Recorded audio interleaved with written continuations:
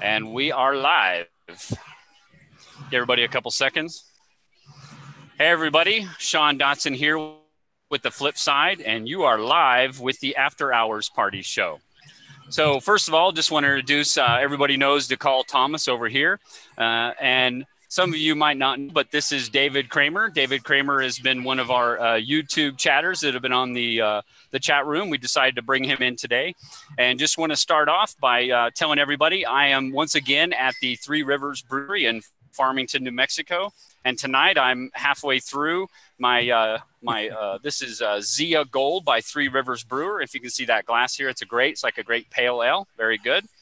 So cheers to you. And again, tonight, just want to let everybody know if you do have a question in the chat room, to proceed it with that flip sign or that ampersand, and then flip. And then if you have a question for myself or DeCall or David, you can then put in their name and then put in your question for there. So just let everybody know that's what you can do. And what else did I have? So what did you guys think tonight of the show at A Gypsy's Kiss, DeCall? What was your opinion there? Well, I love Ramblin' Pam. I even like Jason Eunice. I kind of wish I knew him better. I like him. IG is Illinois Ghost. He's a friend of mine. I enjoy his attitude, his style. Jason Dent, we've talked to many times. I'm still waiting to hear some actual content from Jason. He'll probably razz me about that, but he's still likable and totally great guy. I mean, how can you complain about tonight's guest? And I wrote down a couple of questions from there. Well, I'm sure we'll cover it whenever you're ready. But I thought it was. What about you, David? Oh, I always love it. Gypsy's Kiss. They were one of the first live chats I ever caught up with. Jason, just absolutely phenomenal. His live shows have taken off real nicely. Rick, Illinois Ghost, he'll make you pronounce Illinois correctly. So, he's got it going on over there. Yeah, just a great show. Ramblin' Pam, absolutely love her ability to travel in comfort and search the way she likes to search. Yeah, very nice. Yeah. And you were definitely pretty active in the chat room tonight, David. I saw quite a few questions that came from you, and one of them that really stood out was, who do you believe has a better chance of solving this? Somebody who is more of a veteran searcher, has been in this for years, or someone who's kind of a new searcher? So if I can ask, what preempted that question from you, and what is your response? What do you think? Man, I'll tell you, I found out about Forrest Fenn's Treasure probably within the first year it came out. I said, you know what? I live in Florida. That's for those people over on the other coast. Then I started, I just shelved it. And then it came back to me about 3 years later. It popped up for some reason. And I thought, you know what? I can do this. So I started working on my solve, and I landed in Yellowstone National Park. And after 2 trips from Florida with my family to Yellowstone National Park, and a little bit of convincing because I wasn't convinced it wasn't there. I was ready for a 3rd trip, 4th trip, like many searchers. And then after a little bit of prodding and coaxing from another searcher, I started really researching the way that they were presenting the poem. And so after a couple of months of some really diligent work, I finally decided, you know what? It's not in Yellowstone. I've got to pull off of this thing. And so I just put all my Yellowstone toys away and headed in another direction.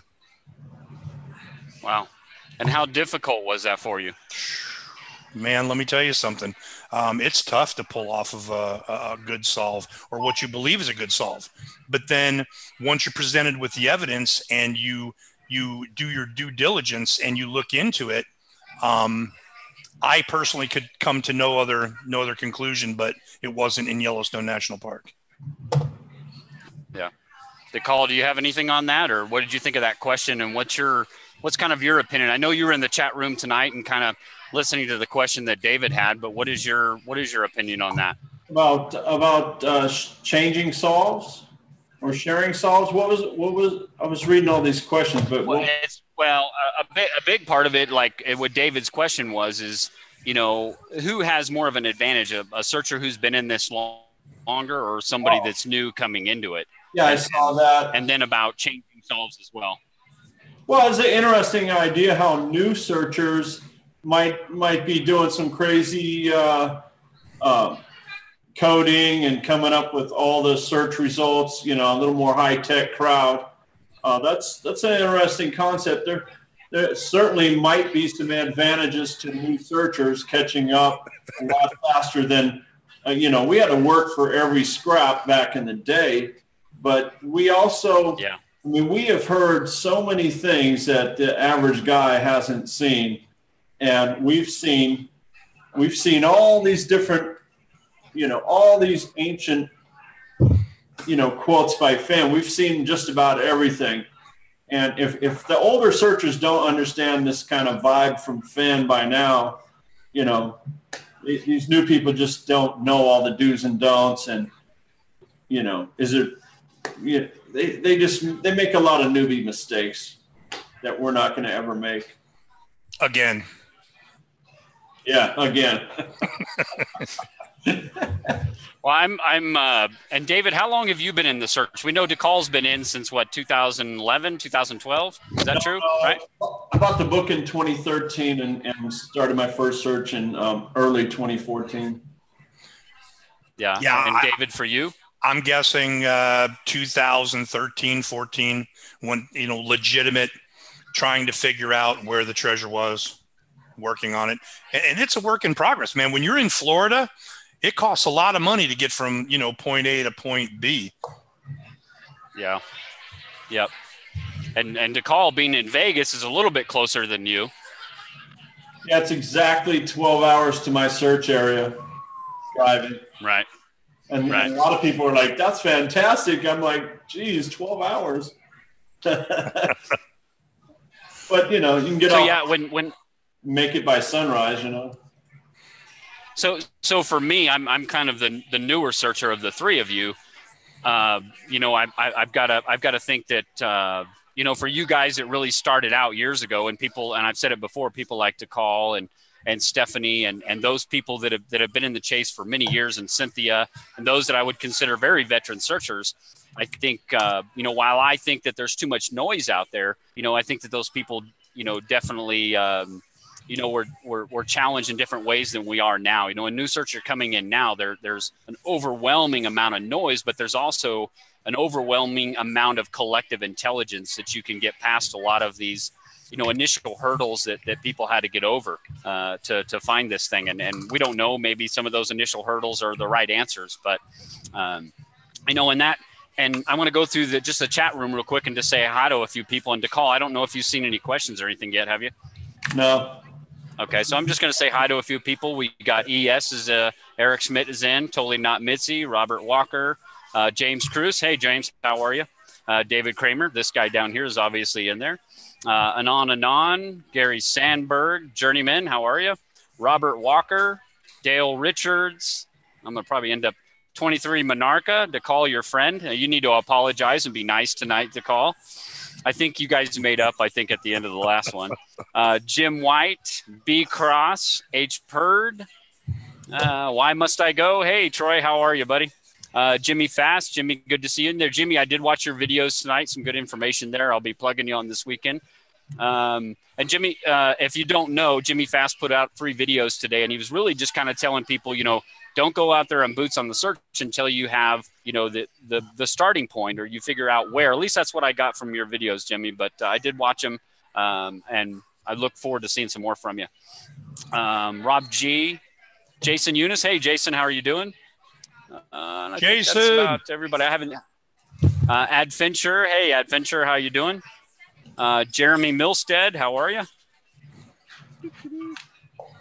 I think that's about it. I think I covered everybody, unless I missed somebody. There's a gentleman by the name of Steve. Just Steve in there. Hey, Steve, how are you? JC, Illinois Ghost. Hey. So, yeah, I just want to say hi to everybody. And now I just, if I can, I want to segue into something that I've seen go on the last couple of, videos that have come out here on live chat, and especially just recently with Jason Dent's channel, and a lot of people were talking about search partners. And I really wanted to talk more about, search partners and how to handle, bringing on a search partner if you're interested in some of the trials and tribulations of that. And for those of you that don't know, I'm probably going to be surprised tonight, this man right down here, David Kramer, is actually my search partner.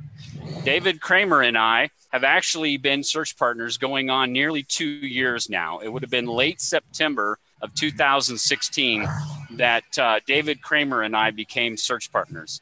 So I don't want to take too much of the fire, and I'm going to let David talk a little bit about how him and I first met, how we became search partners, and then we can kind of go into to give you some examples of how we worked out the inner workings of becoming search partners, and talk about that and things that you can take in mind if you are considering taking on a search partner. And DeCall Thomas over here might be a little bit surprised, but he does know I have a search partner. He's never met him until tonight. But David, I'm going to pass it on to you and explain a little bit about how we met. So you got the ball, buddy. Oh, totally not. Mitzi thinks it's romantic. The first thing I want to point out on my screen, DeCall is down there. You're over there. If I was down there, I'd be looking up to see if you were wearing your kilt tonight. Well, you're down there. He's looking up brother Thomas's kilt. Okay, Brother Thomas's kilt. That's right, Brother Thomas. That's right. That's right, Brother Thomas, and don't you all forget it. Sean and I became friends over on another site, ID, Ignorance Denied site, run by a guy named Mark Talbot. Great guy. In fact, met him one of my searches up in Yellowstone. He and his wife just happened to be there at the same time. In fact, it was my last search in Yellowstone. Sean, kept emailing me. We kept talking about the search. We kept talking about, Yellowstone and the clues and everything. And we were both, prior service and had some stuff in common. And, finally one day he's like, hey, can I give you a call? And I'm thinking, wow, okay, this is a little weird, but hey, come on, stalk me if you want to. So, he gives me a shout and we start talking and little by little we developed a rapport. And that's the one thing I really want to put out to everybody about a search partner. Man, don't rush out there and grab the first person that wants to be your buddy. I listened to Illinois Ghost talk about, he had a search partner. As soon as he gave up that solution, boom, the person's off looking for the treasure. What are they going to do to you? So over a period of time, Sean and I developed, a real good relationship, a lot of trust, and began to share every single thing about the search and our searches. And a lot of the things from my Yellowstone search, I kind of brought into Sean and I's current search.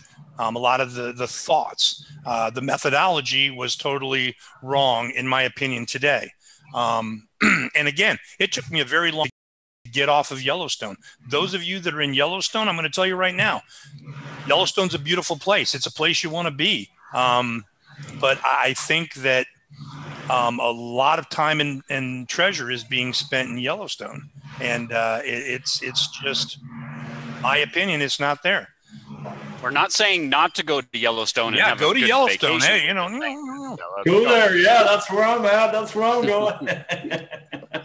I think that's where anybody goes, really. Amen. Go anywhere but where we are. Go to Texas. I don't care. Where's these other crazy people going? Texas and places. Friggin' nuts. Idaho still. There you go. Yeah, don't go to Idaho. Don't go to Texas. But anyway, that's the thing. Develop that relationship with whomever you think you're going to partner up with. And I saw when they started talking that we were going to have tonight about search partners, there were so many people that were like, I want to be a search partner. I'm looking for a partner. I want to do this. Look, develop that relationship over time. Sean and I both know, look, he lives a lot closer to the search area that I do, but any day that I want to, I can go down to the Tampa International Airport, pop my credit card, and I can be on a plane out and stealing the treasure.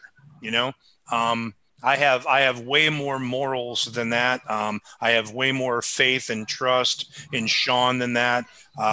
In the end, God sorts it all out. That's my firm belief. So I would never step on Sean, and I know that Sean would never step on me. And if you pick a search partner that you can't say that about, yeah, you probably got the wrong search partner. Yep. Agreed. Well said, brother. Yeah, a big part of David and I was that we did build somewhat of a rapport online at Ignorance Denied, and we're talking back and forth a lot. And it just came to a point, where I had a pretty big epiphany as far as figuring out at least what I believe is the correct methodology and solve. And I didn't, my wife is very supportive of me in the chase. She is, but it's not her thing. And I it's my hobby. I enjoy it. It's my thrill of the chase. But she has more important things to do, like taking care of the family and taking care of this idiot right here. So, she's more involved in other important things, not this silly hobby that all 350,000 of us have, running around the Rocky Mountains looking for some 10-inch bronze box. She's got kids to raise. She's got a husband to feed and, take care of the house. So, her interest in the chase is not so much. So it's hard for me to bounce ideas off of her because we're not at the same level as understanding and all the research that, we all put into this. And I'm sure a lot of you are probably nodding your heads and understanding the same thing because we all have another spouse or a significant other that may not be involved or in this chase as we are. So I was really looking for somebody that could be a good sounding board and somebody that I could trust. And because David and I had built a good rapport, I did, message him one day and say, hey, can we talk? Can we just talk on the phone? And we really got to talk and built that little bit more trust. And I started feeding him some information that, and it wasn't like, bam, here it is. I just started giving him a little bit of information and asking him what he thought of it and allowing him to hopefully coming to the same conclusion or even a different conclusion. And David was very open. He was very honest about where he was in his solve, and he was very solid in it. But we built a very good rapport and just kind of giving him some information to him to think about. And, eventually we kind of came to the same resolve and have been together, and moving forward with this. And what are your thoughts on that, David? Well, one of the things I want to put out there to the community is that I've spent some serious recuperatory time at home. I've had a couple of heart attacks. So during those times when I had 6 weeks off at one point, 7 weeks off, several months later, those were fantastic times when Sean and I spent nearly, 5-6 hours a day, 5 days a week, just hammering things out, just trying to go through those solves. And, that's when a lot of the work gets done is when you're doing those things. I forgot what the hell the question was. Just the brainstorming. No, it's just, excuse me, the amount of brainstorming that we've done back and forth and communicating and being able to bounce ideas off each other. Oh, I'm not a guy that's afraid to call bullshit. I mean, let me tell you something. When Sean's telling me something and he's talking, yada, yada, yada, and Fenn went 10 miles this way, I'm like, oh, bullshit. The guy's like 80 years old. He ain't going 10 miles nowhere. Shit. Was he on a scooter? No. Not afraid of that. And those are the things, don't be afraid, to be honest with your search partner. If you can't tell your search partner, look, this is bullshit, or, hey, this is great, or, hey, let's, look at this little direction, that's, then you're not communicating honestly. Sean touched on the whole wife thing. If I start to talk to my wife, God bless her soul, we've been together for 20 years, love this woman. She's a Spanish Italian woman. She will kick my ass any day of the week. But if I start talking to her, but if I start talking to her about it, she doesn't get it because Sean and I have been at this so long that we've built this thing, we've refined this thing, we've molded this thing, and to try and catch somebody up, it ain't happening. So David, you think you guys, your collaboration has changed the output of your solve? Like, has it improved this two heads are better than one sort of thing? Absolutely. What you've been working on? Absolutely. I believe in collective intelligence. If you look it up on YouTube and you understand what collective intelligence is, honest to God, if you know what data mining is, somewhere out there on the internet with everything that people have put out here about the Fenn treasure, the answer is there. It's there. The solve to this is there. It probably is. But you have to know how to mine that data. And so when you have a partner to work with, you're able to come up with not just ideas, but there's only one way to work this poem. There's one way, and that's the way that Fenn intended it to be done. And any other way doesn't lead to the treasure. And once you break this thing down to its nuts and bolts, or its welding rods and voltage, once you break it down to that, yeah, baby. Once you break it down to that, then you can solve this thing. We can bring this thing home. My goal is to bring it home in my lifetime and to bring it home in Fenn's lifetime. Yeah, I agree. Man, wouldn't it be great to see the press conference with Fenn and at least have some resolve here, see the bracelet, see Fenn's happy smiling face, maybe even, Sean said well, I'm not even going to say what Sean would do with the treasure. I know what Sean would do. What do you think? I'm going to burn it. I'm going to burn it. Yeah, but I like the idea of a happy ending here. Massage I think that what, behind me over here? What are you talking about? Brother Thomas said he likes the idea of a happy ending. It's like, I don't know. Yeah, one of the good things to call, and you hit on, is two minds better than one. What's been interesting, and what's something that David had said is there is that time where him and I can call bullshit on each other. We can reel each other in, so to speak, and go, okay, that makes absolutely no sense. Everybody knows I'm a poem purist, and David understands that and where I'm at, and we can always go back to shit we're looking at in the poem and go, or in the chase and go, okay, how does this reflect back to the poem? How does this make sense to where we're at? And there's been, David, how many times have we been where we've been at a point in our solve where we're like, this is it. This is not a recon. This is a recovery mission. We are so solid that this is it. How can it be any different than this? And we ask ourselves, and when we're fixing to go out and search for this thing, we're like, okay, if this is not it, if this is not what the treasure chest is, how do we recover from this? How do we step back and go, okay, how are we going to fix this and move on? And how many times have we been there? Honestly, David, how many times have we been there? Oh my God. We've been there probably more than 5 or so. And every time, able to just sit back, take a deep breath, look at where we missed something, and then come back at it again and end up in a better place every time. Yeah. Well, it seems like, I've come home disappointed so many times. Sure. Everyone in this game has felt and experienced the same frustrating emotion. But, sometimes in business, in marriage, and other places, it's the very same kind of disappointment that makes you a better man, even though only one person can win this stupid game. Yeah, that's the hard part, eh? Yeah, and that's what I've said so many times before. It's like Edison. Edison, he failed so many times in trying to invent the incandescent light bulb.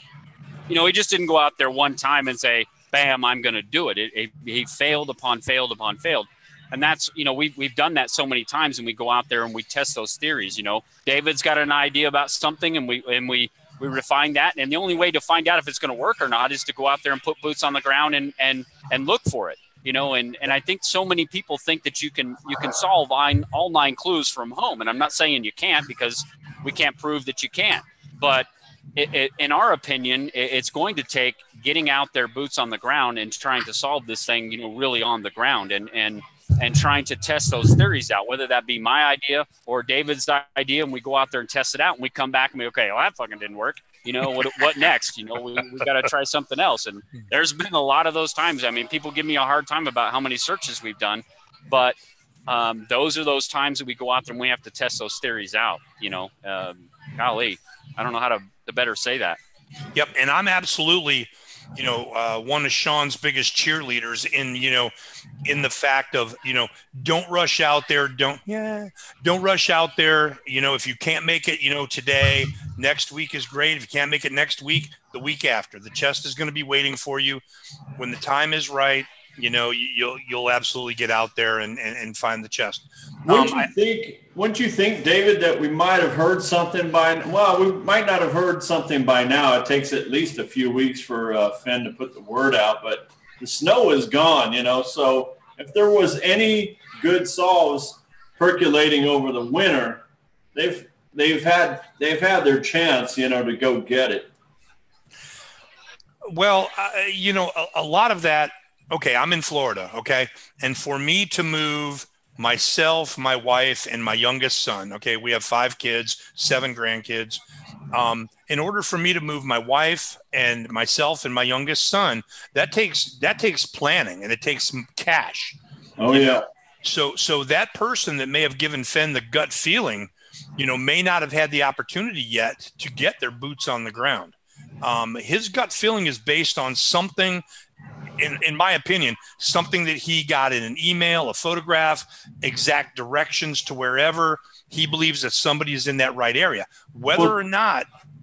He basically said that, and I don't know if he didn't say the number 2, but he acted like there's 2 different people that are close to the chest. One of them is known in the search community, and we don't know from past or present, search community blogs, how vocal is this person? Are they very timid? But and then we've had this idea that whoever is on the right solve has also been in contact with Forrest about their solve. So there's kind of 2 conditions here about that might be related to the gut feeling, but it's kind of interesting. What do you think, Sean? 1-2? 1-2?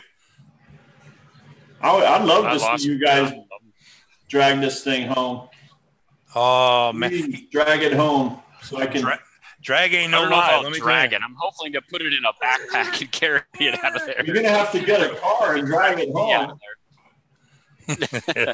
If I can go, I saw one question in the chat room here from Robert Walker, and he directs us to me. That's why I saw it, I guess. But he said he just heard this week that you burned your book as a poem purist. Were the hints in the book too much of a distraction? Wouldn't you want the extra info? So yes, it was.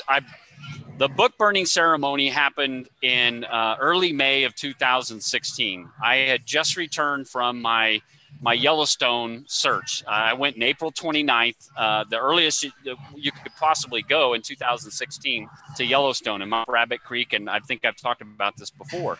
But I came back and I just came to the realization that there was just too much noise. There was just too much information out there, and I was overwhelmed by it. So it was kind of a religious experience for me to burn that book as a symbol of just blocking out all the noise and getting everything else out there and just focusing on what I felt was important, which was just the poem. I didn't fully become a poem purist till a little bit after that, until I had somewhat of an epiphany about words in the poem.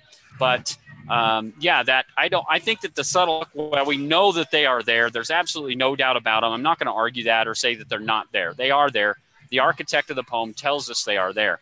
I just think that to try and isolate what those subtle hints are in the book is next to impossible without allowing one's individual biases or subjectivity to make them believe that what they are reading is actually a hint, and then saying, and then you can go out throughout the book and find all kinds of things that'll stand out to you. And then you can find information outside of the book and history or wherever else that will then reconfirm that existing belief. And that is the exact definition of confirmation bias. The tendency to interpret new evidence as a confirmation of pre-existing beliefs. That's what confirmation bias is. So what did you have to call? I was just going to say, man, when you burned that book, I thought you were so nutso. Like, I was like, dude, I can't even talk to you. You're so nuts, you know? And then I'm just kind of amazed that, like, you know, you kind of grow on you, kind of like a leech or something, you know, but your personality does grow on us, you know. And much more stable.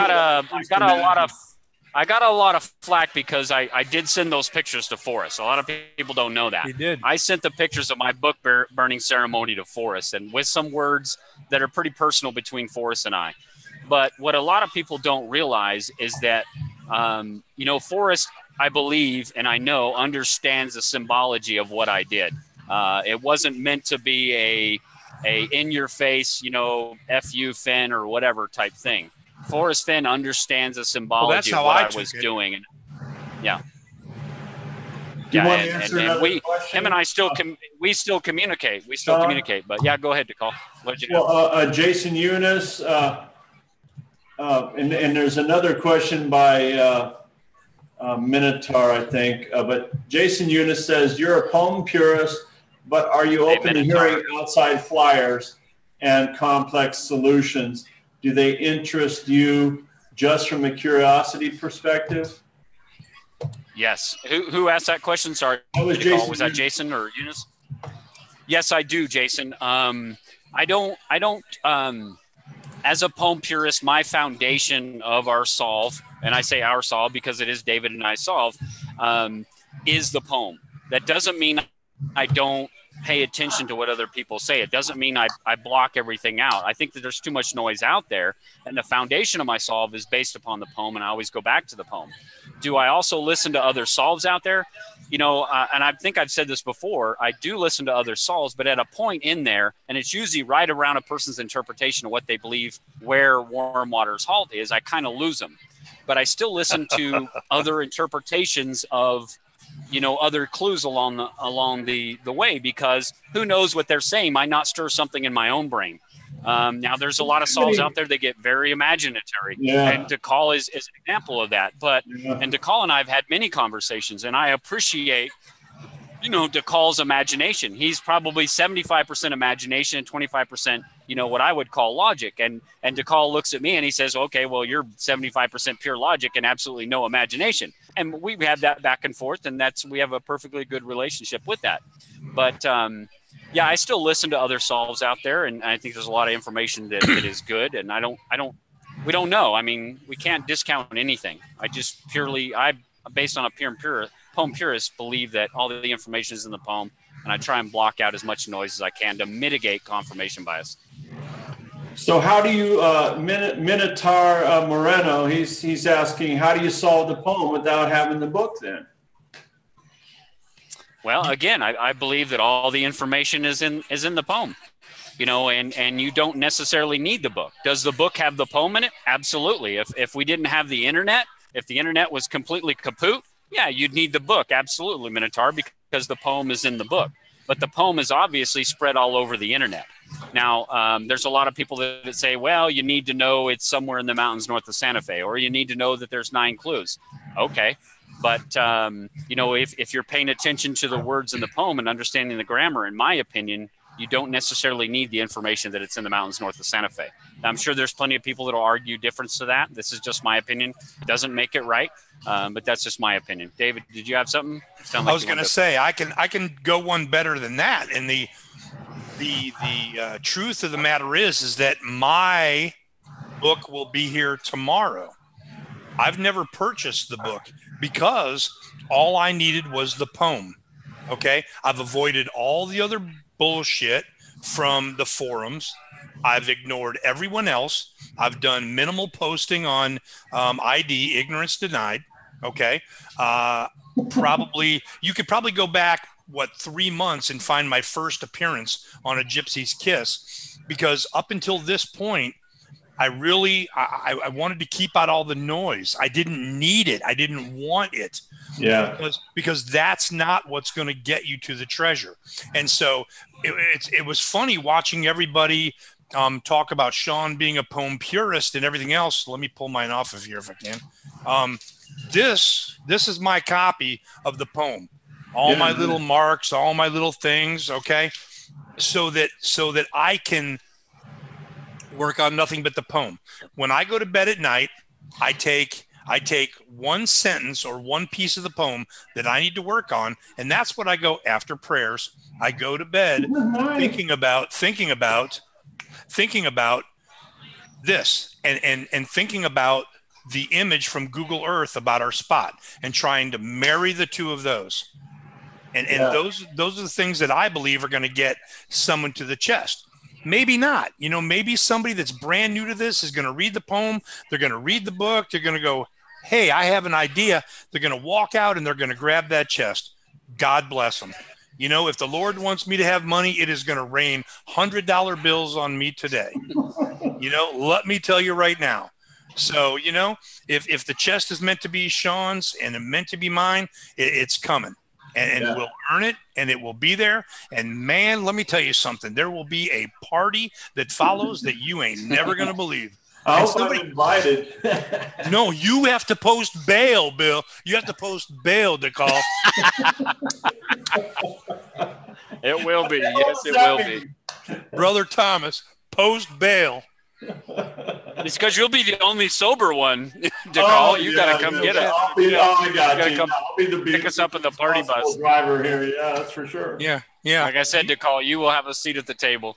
You amen, brother. A seat at the table. I mean, let me be devil's advocate for a second, though. Come on. My whole founding principle is, why in the heck would Fenn write this book and hide? He hid the treasure, and then he printed the book, or fully made the book available to the public. And I think, why would he waste all that effort to tell his story basically in the West Yellowstone area? We've got a couple things we got Tea with Olga and a couple other outlines, his military time.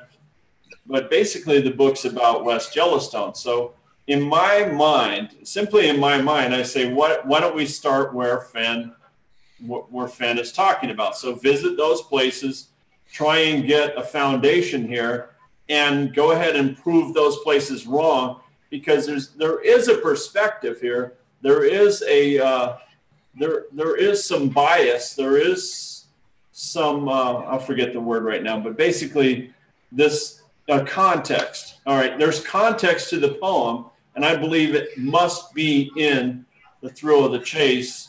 Even in My Saul, believe it or not, the picture on the cover of the book is only that Trail 205 on the cover of the book is only a few hundred yards from my 800-foot salamander. Now, who in their right mind would have thought there's an 800-foot salamander on the side of a hill right next to Trail 205, basically right on the cover of the dang book? Okay. So, I mean, it's a legitimate concept, but I think, what is this legacy that he leaves if it's found? I mean, the only state that's not talked about is Colorado. So if it was found in Colorado, where's the legacy? I think it's a complete waste of time and a complete failure on the part of Fenn to leave his legacy in Colorado. I mean, I've been saying this for a very long time, and so I'm not really trying to offend anyone, but it upsets me kind of a lot. It's not my foundation principle. DeCall, I know we've talked about this, and we've obviously talked, on the after hours before about double entendres, that there's absolutely there. I think it would upset a lot of people if the final location of the solve did not have some kind of, I hate to call it, the location should be a bunch of, a place where unicorns and kittens and everything romp along a waterfall somewhere. But I think it is us as emotional beings that want to tie this location to some emotional thing. And I'm not saying it's not.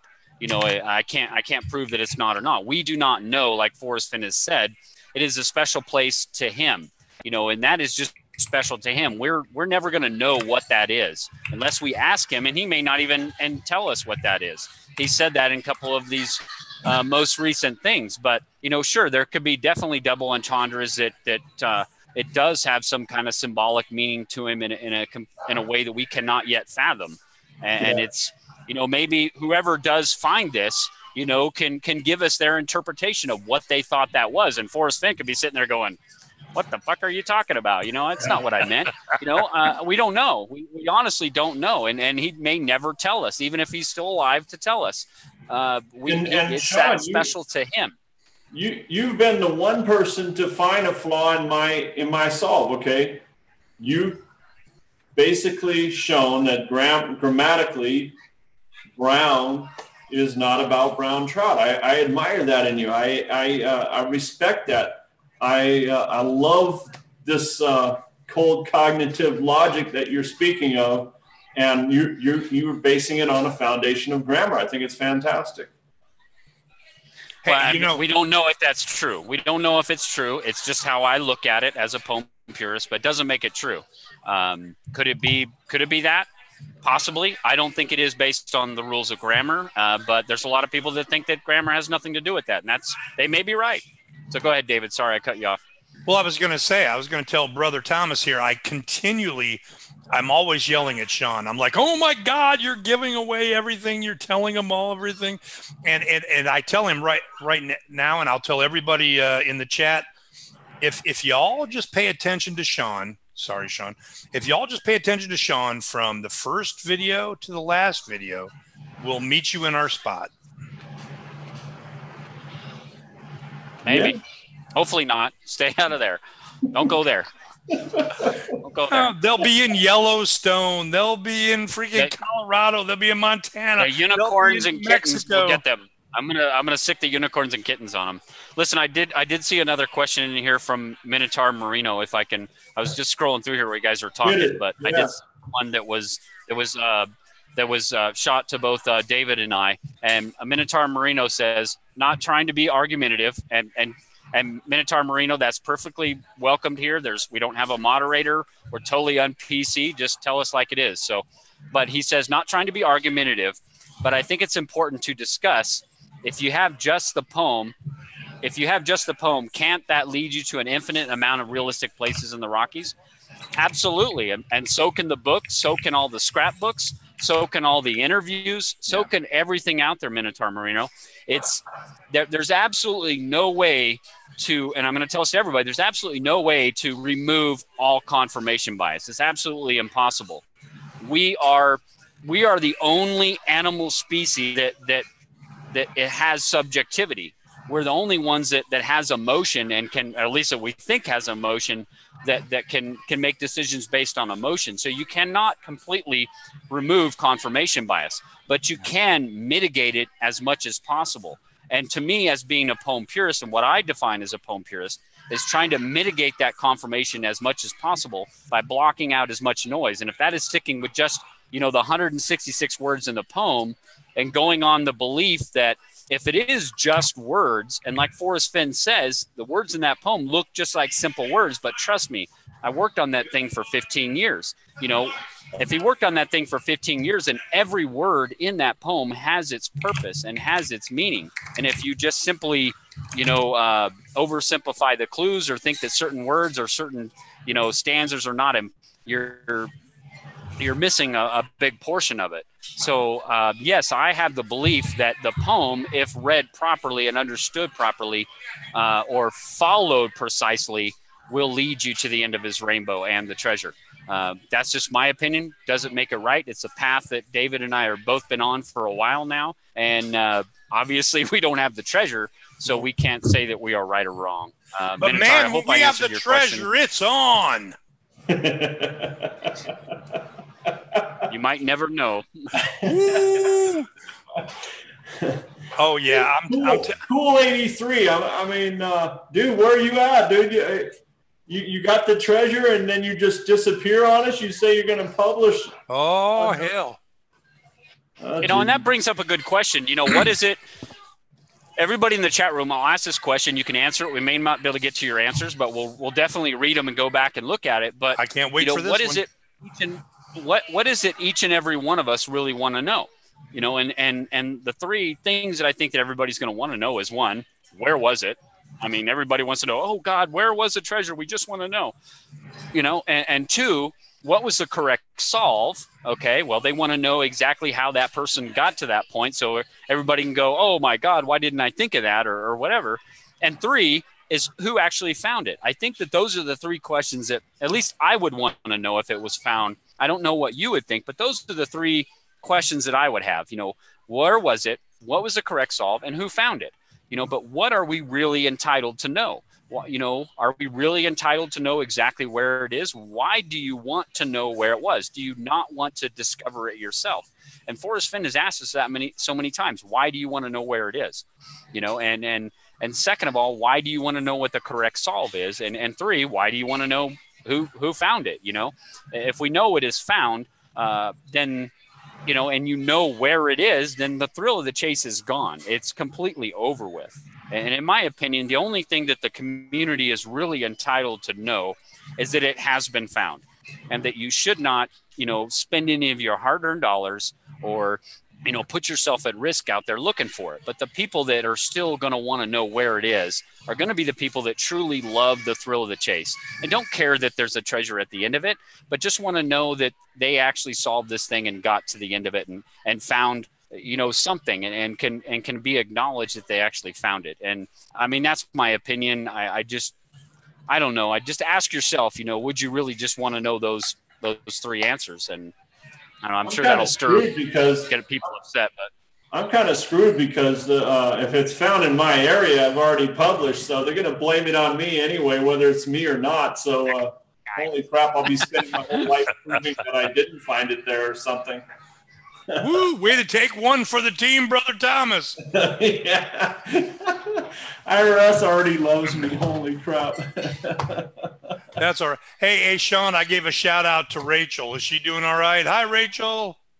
Yeah, she's sitting over here with some friends talking. I'm going to go join them here in the next 6 minutes, guys. We're going to try and keep this to an hour. I know the last couple of weeks we've, with the Gypsy's Kiss that 1 week going long, and then last week we obviously went long. This week we're going to try and keep it right to the hour. I know a lot of you've got families you want to get back to. I do as well, as David and DeCall, so we want to get back to our families as well. We want to keep this to an hour. I know the chat room's going great. It looks like we've got about 65 people in there now. That's awesome. That is awesome. So I'm trying to go back through here and see if there's any questions. I found one from... Ask Sean if the double entendres ideas come from Omar. I don't know what that means. I know Omar. I'm trying to think of his last name. The double. If you're talking about the poetry that's found in the Thrill of the Chase that Forrest Fenn quotes, I actually have a book that has a lot of Omar's, and I cannot pronounce his last name. If you can pronounce it, I do believe that there potentially is double entendres on there. If the man worked on this thing for 15 years, I have to capitulate to DeCall's belief that. That I'm not using enough imagination, that he could have put a lot of double entendres, whether that be about, DeCall goes into the whole, birth and death. He goes into, the sex talk. Oh God, we're not going to get into that tonight. But, he goes into a lot of those things, and I can't prove that he's wrong. I enjoy listening to those things, and it opens my mind to different ideas. But yeah. Okay. How can he have any artistic leeway in the poem if there's no double entendres or secondary third layer meanings? Okay, there's got to be some form of, what good is a step-by-step approach to the chess? How could it be any form of artistic style without the double entendres, And whether it's death, or sex or whatever, it doesn't matter what the double entendres are. They're going to match all sorts of solves, and solutions out there. What do you think, David? Well, I think that Fenn said it best when he was talking about. Hi, Mamacita. Say hi, baby. Hi. Hi, babe. Hi. Hi. I'm DeCall's mistress. Me too. I think she doesn't understand what you're saying. I get every other Sunday. What a mistress is? I'll tell you later. ¿Cómo está? What the hell was the question? It was about double entendres. Do you believe there's any secondary meanings or layers? Oh, absolutely. You know, Fenn himself said that he was limited by his ability. And this explains or not explains the lack of rhyme. Okay. And so the lack of ability is not that which is grammar or the English language. For God's sakes, it's our freaking language. Okay. It's what we speak every day. Okay. You can look up on Google Earth or Google, excuse me, which Shannon is a master of. And you can look up Google and you can find out the meaning of every single word. But if the words aren't going to lead you to the chest, then they were useless. They were absolutely useless. And so if the man couldn't guide you from point A to point Z and you pick up the chest and you take it home, then the rhyme didn't matter. The poem was for naught. Okay? It didn't matter. So what the poem had to do was direct you from here, park your car here, go over here, grab the chest, put it in your backpack, don't kill yourself, get in the car, drive home, don't get pulled over, put it in a safety deposit box, have fun, have a great life. See ya. Yeah, I think you bring up a good point where, isn't it obvious Forrest Fenn's personality? I mean, he's a romantic, he's a charmer, he's a full page ad type of guy. Okay. He's not the type of guy that would go out 8.25 miles from Santa Fe and just bury it 10 feet deep so you can't find the damn thing. He wants to tell a story here. And we don't know what his story necessarily is in the poem. Story's in the book. Yeah, Story's we got the books and plenty of story time on YouTube and everything else. He's a storyteller. But it still has to be defined what's in the poem, I think to me, the purpose of the poem is to lead us to the treasure. That's the basic purpose of the poem. I think the purpose of the book is to tell his story and to, I've hinted at it a couple times and people want me to do it, but I've talked about, I think that some of the stories in the book are meant to pass on lessons. They're stories from a man who has lived life well, and he just doesn't want to tell us, the answers. He wants us to think. He wants us to come to the answers on our own. And while everybody's looking through the stories and trying to find subtle hints, I read the stories and I find lessons from a man who's lived life well, and he's trying to pass on some knowledge to us, but he doesn't just want to tell us. He wants us to earn that knowledge. And I could go on about that. And I keep threatening I'm going to do a video on important literature chapter, and maybe I should, but I saw one question in here and I want to get onto it. I know we're right at the hour mark, guys, and I promise you we try and keep it at the hour, but I hate seeing questions and not answering them for people. And I see one from Andrew West. It was about 10 minutes ago. He asked, and this is to each of us. He asked, is a gypsy's kiss wasting time about not far but too far to walk, just like figuring out Homer Brown before having Warm Waters halt, cart before the horse? I get what you're saying, Andrew West. Me as a poem purist and me being a 9 sentences, 9 clues guy, that whole sentence, begin it where Warm Waters halt and take it in the canyon down, not far, but too far to walk, period, is all one clue. And I know others will disagree and they have different ways, and I can't prove they're right as much as I can prove I'm wrong or I'm right or whatever. But, for me, that the real, if you're going to look at anything in that single line, not far, but too far to walk, should be just that single 2 words, not far, because the too far to walk is, in my opinion, a complete metaphor. Because what is too far to walk for DeCall, or what is too far to walk for David, and what is too far to walk for me are not the same thing, based on our abilities, based on a lot of different things, based on if I get more than 5 miles from Three Rivers Brewery, that's too far to walk for me, because then I got to walk 5 miles back to it. But it's different for each one of us. So that too far to walk is completely a metaphor. And Forrest Fenn says that in the Moby Dickens interview. He felt that was a metaphor for his entire life. So the real key part of that whole line is not far. He's telling us it's not far, but it's too far to walk. And maybe that was, and DeCall loves this, is the possibly the hint that is encapsulated in the preface to Too Far to Walk, that he felt that maybe he needed to justify that a little more and tell us that distance might be about 10 miles, not necessarily right at 10 miles, but about 10 miles. So, and I agree with DeCall that could be a potential subtle hint that's contained within that book, but that is completely subjective, even on my opinion, because it may fit my solve, so again, cut out the noise and complete that. So Adam, I hope I answered your question. I don't think A Gypsy's Kiss is wasting their time. I love what they do. I think they provide good content for the community and good stuff to talk about, and nothing is a waste of our time. Nothing is too small to know. So do you guys have an opinion on that? Or well, I think I'm like amazed that not too many people have my style of about too far to walk. I mean, I'm literally taking that section of river first. Now, I could have a different solve for that, but why not try to fit that section of river? Because in conjunction with that, you've got Madison Junction on the cover of Too Far to Walk, and you've got that section of river just downstream in the preface. Okay, if that isn't a very, it's got to be the most obvious first and second starting points, whether it's the first clue or not, that's a whole different idea.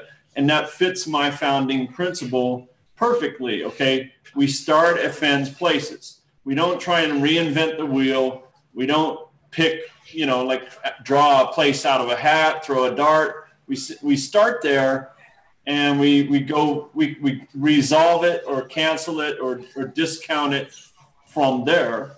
And it doesn't have to be right. It's just, why the hell did he bring it up? I think there's a reason he brought it up that way.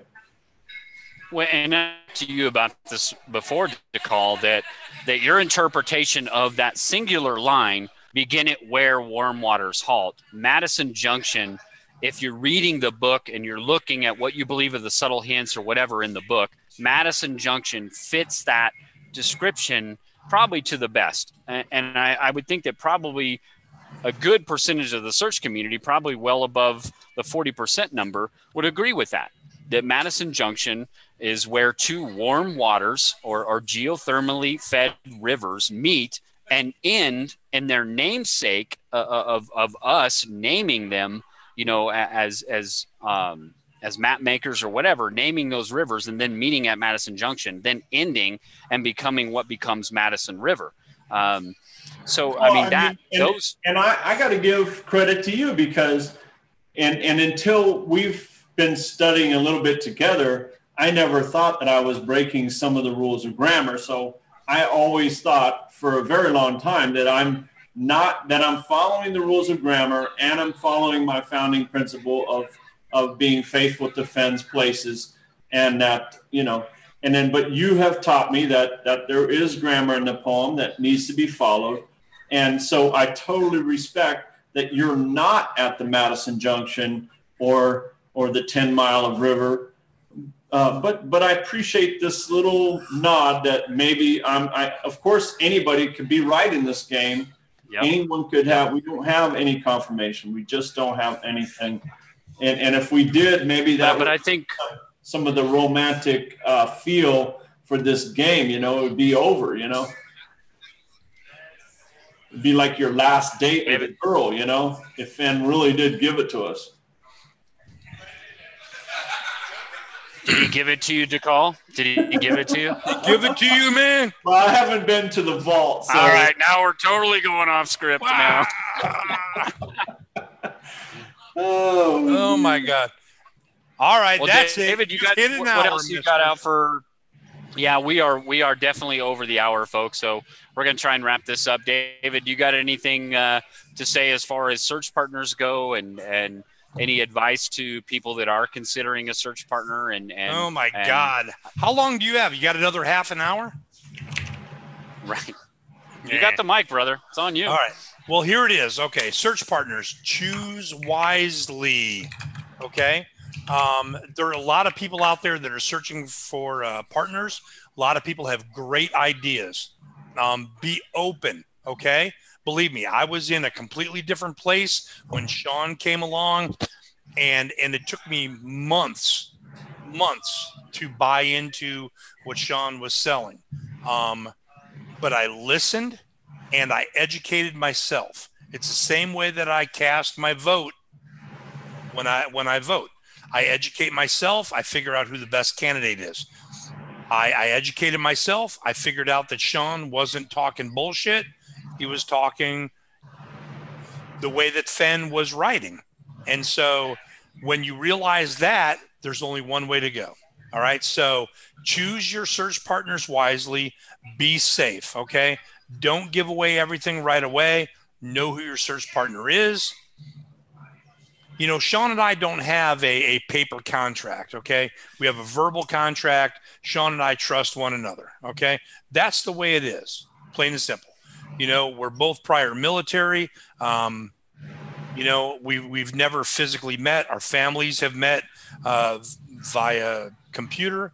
And that's the way life is. It's a verbal handshake, and we trust one another. Have somebody that you can believe in and trust in, and you'll learn a lot when you have a search partner.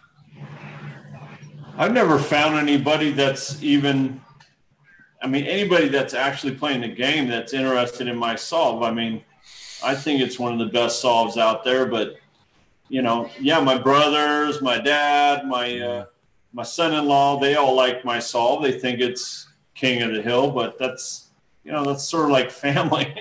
Yeah, sort of like, huh? Yeah. Yeah, and just to let everybody know, anything that you know that I talk about on the videos, a lot of times David and I will talk back and forth and ensure we're on the same sheet of music about what we're talking about and what we're sharing, and that we're not oversharing. We both agree that we want to be participants in this thing. This is just a different chapter in our search, our thrill of the chase, that we want to be a part of this and somewhat give back to the community that we've learned so much from.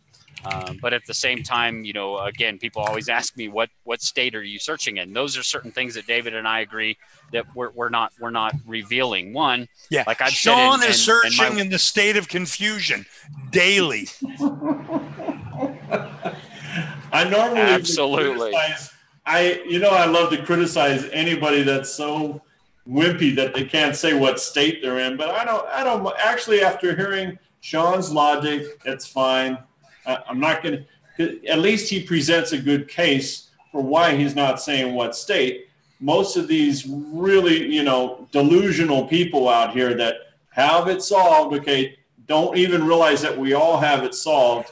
We do. Not even man enough to say what state it in, or at the very least, give us some reasoning why you're not revealing the state. You got to give us one or the other. Give us the state, or give us some sound reason for not revealing the state. Because other than that, you're a total wuss. Okay, and cool 80 whatever, you just fell off the face of the earth when challenged. Dude, you kind of suck wherever the hell you are. You suck, dude. Yeah, and I understand where DeCall is coming from. If you're going to step up to the plate and talk shit to the pitcher, you might as well be ready for a pitch that's going to come a little inside. Inside. That's why I'm wearing a cup tonight, Sean. I'm wearing a cup. Yes, I know you told us that. Folks, it just comes down to the fact that I don't ever want to mislead somebody. I know what that's like. I've been, I feel that I've been misled because I've listened to people who I thought were more educated me or further along in me in the chase. And it took me a while to realize that that's not necessarily true. There's just so much information out there. You don't know who to trust or who to follow. And I'm not saying people are intentionally misleading you. People are not. There's so much information out there that unfortunately it can mislead you. Forrest Fenn, in my opinion, in the chapter is trying to tell us all to be free thinkers, to think for yourself. Do not be, sheeps all of the dictates of other minds, usually those that are not as fruitful as your own. So while the three of us can talk a lot and think that we're so smart or we know it all, we don't. We're right in the same boat as you are. We have not plucked that treasure out of the ground either.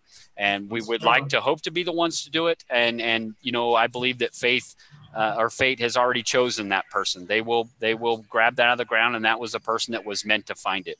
Doesn't matter if that person is a felon or they're a saint. They were the person that earned it. They were the person that found it, and they deserve our respect and applause. So guys, it's been a great night. We've had a lot of fun. If you like this video, we appreciate that you like it. Go to DeCall's channel. He put out a video this week. I personally haven't even had the chance to watch it yet. He told me today, and I haven't even seen it. So DeCall, I will go watch your video. So go over and check out DeCall's channel and subscribe if you haven't already. Like his videos, and come over to the flip side. And if you haven't already subscribe to the channel, like this video. And there's a lot of other great searchers out there. We didn't get a chance to even talk about, Shannon putting out her Where Warm Waters Halt video this week. But obviously, if you haven't seen that, go check it out as well. There's a lot of other great, what I call Fenn tubers out there, and I will be talking about those on the weekend update. So DeCall and David, I'll give you guys last word, and we'll wrap this up. Sean, you have a great face for radio. That's my last word. That's the best you could do. What do you got to call? FennTreasure.com, Facebook/DeCall, or whatever. You can Google me, DeCall Thomas, YouTube. Dude, I don't even have a fake name. Cavemandude.com. Dude, it's just me, dude. I don't have extra avatars. It's just all one guy welding or whatever, dude. You want to talk politics? Yep. Fine. We'll talk some trash, whatever you want. Get your Trump up, David. Baby. That's right. Let's talk some trash. I don't know. I wore a cup. You thinking for some cheap shots tonight? They didn't come out. I'm surprised. Yeah. I don't have any trash for David. I friggin' like David already. Guys, it's been a great night. We appreciate everybody coming out tonight and watching the video, and we'll see you this weekend when we do the weekend update, and we will catch everyone on the flip side. Have a good night, guys. We'll see you. I can get this thing shut off now. Shut off!